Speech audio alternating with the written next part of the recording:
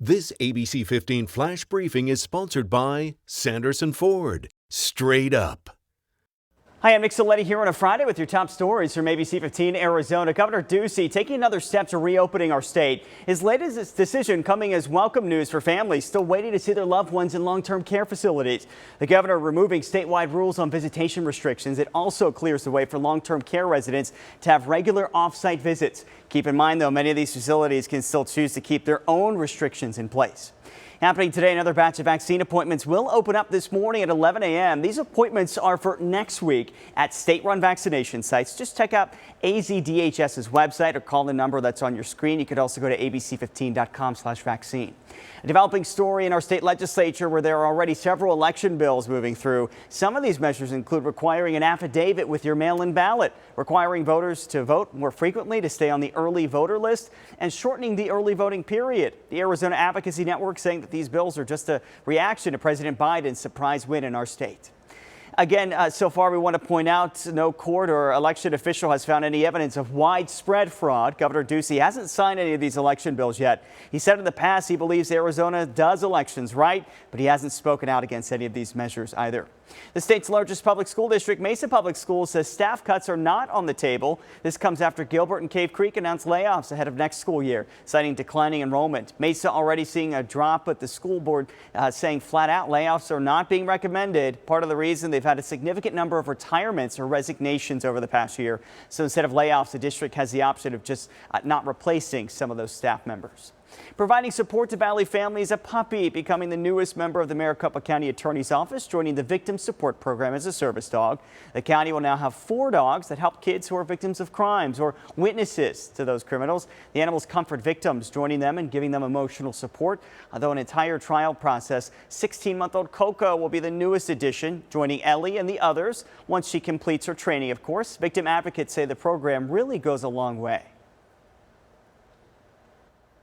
Sit on the floor with the victim while they pet Ellie, and they're able to disclose that way. So it's such an amazing impact for all these victims. It's an amazing program.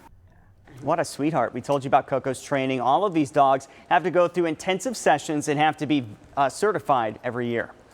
On the other side, the travel industry is starting to rebound. United Airlines is starting to hire pilots for the first time in a year. It's going to be first round will be on board about 300 pilots whose hiring classes were canceled because of the pandemic. It's not clear how many new pilots United will hire.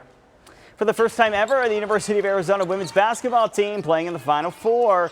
They'll be facing off against UConn tonight. This is the Huskies' 13th consecutive trip to the semifinals. That doesn't bother the Wildcats. Getting to the tournament wasn't enough.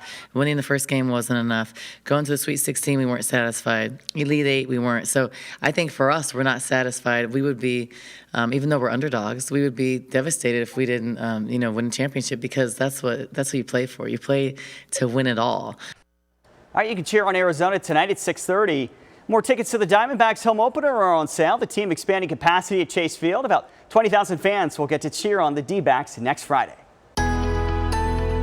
Hi there, I'm Megan Thompson, tracking your most accurate forecast, and we saw those 90s for the first time this year, and they are going to continue, even going into record or tying territory for those temperatures over the next few days and into your holiday weekend. As we start with today for your Valley Planner, by 7 a.m. we'll be in the 60s, then by 9 a.m. into the 70s, already in those 80s by 11 a.m., close to 90 degrees by 1 p.m., and then we expect to hit our forecasted high of 92 degrees right around 3 p.m. As we look around the state, those highs 67 in Show Low, 76 in Winslow, 66 in Flagstaff, 74 for you in Prescott, and 92 degrees in Quartzsite. So here is that 7-day forecast with your holiday weekend ahead. A big warm up on the way. On Saturday, we could tie the record of 97.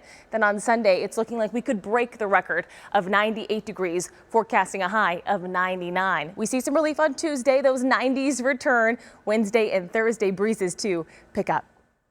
This ABC 15 Flash Briefing is sponsored by Sanderson Ford. Straight up.